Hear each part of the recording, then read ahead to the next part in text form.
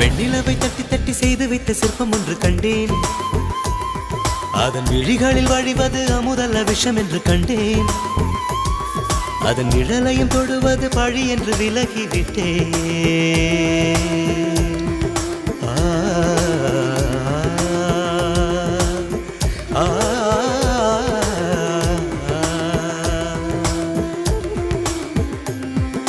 வாழ்விழியால் வலை விரித்தாய் வஞ்சனை வெல்லாது.